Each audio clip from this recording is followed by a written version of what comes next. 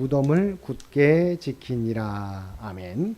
오늘도 말씀과 기도로 금요일 하루를 시작하는 우리 모든 성도들 가운데 하나님의 놀라운 은혜가 언제나 함께하여 주시기를 주님의 이름으로 간절히 축원드립니다. 오늘 통독할 말씀은 마태복음 27장 11절에서 66절까지 말씀입니다. 먼저 11절에서 26절까지 말씀에서는 빌라도의 신문과 무리들의 요구에 영합한 사형 선고 기사를 보도하고 있습니다. 본문을 보면 빌라도에게 이송된 예수님께서는 두 차례에 걸쳐 신문을 당하셨는데 첫 신문에서 빌라도는 예수님에게서 아무런 죄도 발견할 수 없었습니다. 때문에 그는 유대인의 명절 때 죄수를 특별 사면하는 전례를 따라 예수님을 놓아주고자 했습니다. 하지만 빌라도는 유대 종교 지도자들의 배후 조종을 받은 무리들의 격렬한 요구로 인해 결국에는 예수님 대신 바라바를 놓아주고 예수님에 대해서는 사형을 선고하고 말았습니다.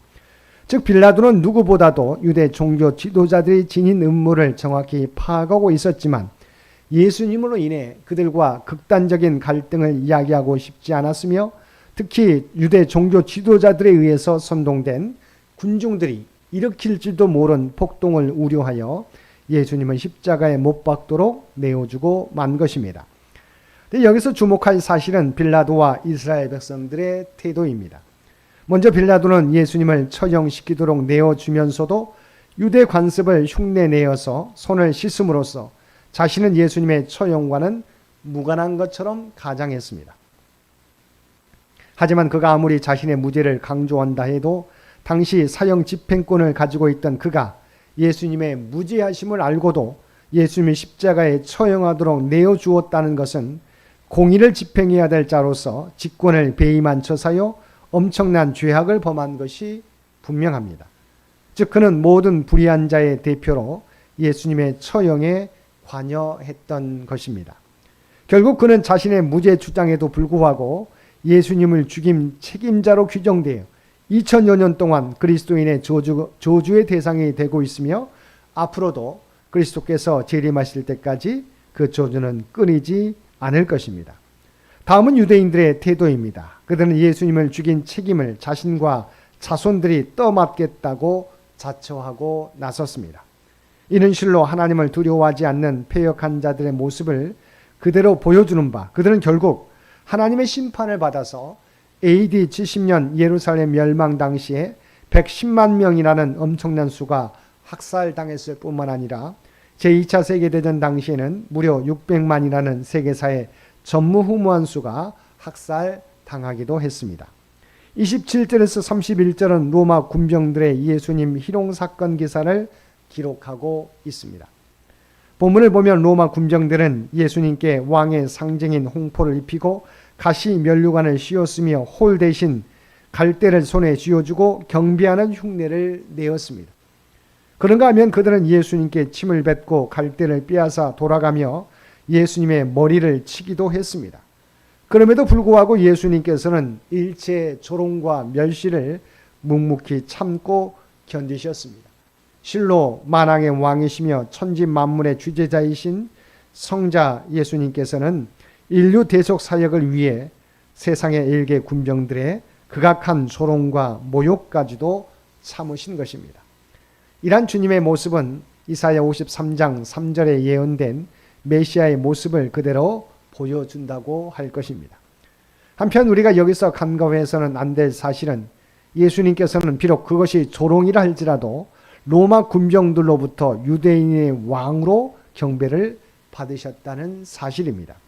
즉 유대인이 아닌 이방인들로부터 예수님께서는 유대인의 왕으로 경배를 받으신 것입니다. 32절에서 44절까지 말씀에서는 주님께서 십자가에 달리시고 사람들에 의해 멸시받으신 기사를 보도하고 있습니다. 주님께서 십자가 처형을 당하신 곳은 해골이란 이름 의미를 지닌 골고다 언덕이었습니다. 주님은 이른 아침에 산헤드린으로부터 빌라도에게 넘겨져 신문을 받고 빌라도로부터 사형 판결을 받았습니다. 그리고 로마 군병들에게 희롱을 당하신 후 당신께서 못 박히실 십자가를 지고 골고다 언덕으로 올라가셨습니다. 그리고 거기서 십자가에 못 박히셨습니다. 이때가 금요일 오전 9시경이었습니다. 이때부터 주님은 운명하신 오후 3시경까지 6시간 동안을 십자가 위에서 고통과 멸시를 받으셨습니다. 특별히 주님은 십자가 위에서 삼중적 고통을 당하셨습니다. 즉 살이 찢기고 피가 쏟아지는 신체적 고통과 무지한 군중들의 조소와 멸시로 인한 정신적 고통, 그리고 성부 하나님과의 단절이라는 영적 고통을 경험하신 것입니다. 온 인류를 위해 자신을 대속제물로 바치기로 결심하신 주님께서는 이 모든 고난을 친히 감수하시고 끝까지 하나님의 뜻에 순종하신 것입니다. 한편 주님께서는 강도 둘과 함께 십자가에 못 박히셨는데, 이는 만왕의 왕이신 주님께서 오히려 강도요 불의한 자들에 의해 강도와 같이 취급받으셨음을 의미하는 것으로 이사야 53장 12절에 성취라고 하겠습니다. 또한 로마 군병들은 주님을 십자가에 못 박기 전에 주님께 쓸개탄 포도주를 마시게 하고 십자가에 못 박은 후에는 그의 옷을 제비 뽑아 나누었는데, 이는 각각 시편 69편 21절과 시편 22편 18절의 예언의 성취였습니다. 이런 점에서 볼 때 주님의 십자가 순환은 우연이나 힘이 없어서 혹은 주님께 죄가 있어서가 아니라 인류를 죄에서 구원하기 위한 하나님의 뜻에 따른 구속 행위였음을 분명하게 보여주고 있습니다. 45절에서 56절 말씀은 주님께서 십자가상에서 구속 사역을 위한 순환을 마치시고 마침내 운명하심으로 이 땅에서의 생애를 마감하신 사실을 보도하고 있습니다. 예수님께서 십자가에 못 박히신 시간은 제3시 곧 오전 9시였습니다. 그리고 예수님께서 운명하신 시간은 제9시 곧 오후 3시였습니다. 그러니까 주님은 십자가에서 6시간 동안 고난을 당하신 것입니다. 주님은 이 십자가상에서 본문에 언급된 엘리 엘리 라마 사막다니를 포함해 모두 7마디의 말씀을 남기셨는데, 이를 가리켜서 우리는 가상 7언이라고 부릅니다. 한편 본문을 보면 주님께서 운명하실 때 몇 가지 초자연적 현상이 일어났습니다. 어제도 살펴보았지만 그것은 성소의 휘장이 위에서 아래로 찢어져 둘이 되고 바위가 터지고 무덤이 열려 죽었던 성도들이 부활한 것입니다. 이것은 참으로 중요한 의의를 지니고 있는데, 먼저 성소의 휘장이 찢어져 둘이 된 것은 예수 그리스도의 구속 사역으로 말미암아 하나님과 인간 사이에 놓였던 죄의 장벽이 사라지고 이제 그리스도 안에서 인간이 자유롭게 하나님께 나아갈 수 있는 길이 열렸음을 시사해 줍니다. 특히 그 휘장이 위에서 아래로 찢어진 것은 하나님과 인간의 화해의 주체가 바로 그리스도를 세상에 보내신 하나님이신 것을 나타내 줍니다. 다음으로 무덤이 열리고 죽었던 성도들이 부활한 사건은 주님의 구속 사역으로 인해서 죽음의 권세가 더 이상 성도들을 지배하지 못함을 시사해 줍니다. 동시에 이 사건은 주님의 십자가 은혜로 구속받은 성도들이 장차 영원한 부활을 맞게 될 것을 예표해 주기도 합니다. 57절에서 66절까지 말씀에서는 예수님의 장례 기사와 유대 지도자들의 청탁으로 로마 병정들이 예수님의 무덤을 경비하게 된 사실을 보도하고 있습니다. 본문에 의하면 예수님의 시신은 6월절과 겹치는 안식일이 시작되는 금요일 해가 지기 전에 아리마대 요셉에 의해서 장사되었습니다. 본문에는 언급되지 않았지만 성경의 기록에 의하면 유대 종교 지도자들은 그 다음 날이 안식이라는 이유로 예수님의 시체를 치워주도록 빌라도에게 요구했고, 그에 따라 예수님의 시체는 십자가에서 내려오게 되었습니다. 그러나 정작 예수님의 장례는 그 가족이나 12제자가 아닌 아리마대 출신의 요셉이라는 사람에 의해 거행되었습니다. 그는 사내들인 회원으로서 이전까지는 자신의 사회적 신분으로 인해 드러나지 않게 예수님을 따랐으나 이제 주님의 시신을 장사함으로써 자신이 예수님의 제자라는 사실을 공개적으로 드러낸 것입니다. 여기서 우리는 예수님의 참 제자로서의 아리마대 요셉의 진면목을 볼 수 있습니다. 한편 예수님의 장례가 치러지자 유대 종교 지도자들은 예수님의 부활의 예고를 기억하고 제자들이 예수님의 부활을 조작해낼까 두려워한 나머지 빌라도에게 청탁하여 무덤을 임봉하고 경비병을 세우는 등의 조치를 취했습니다. 그러나 이것은 오히려 예수님의 부활에 대한 역사적 진실성을 입증해 주는 근거가 되고 말았습니다.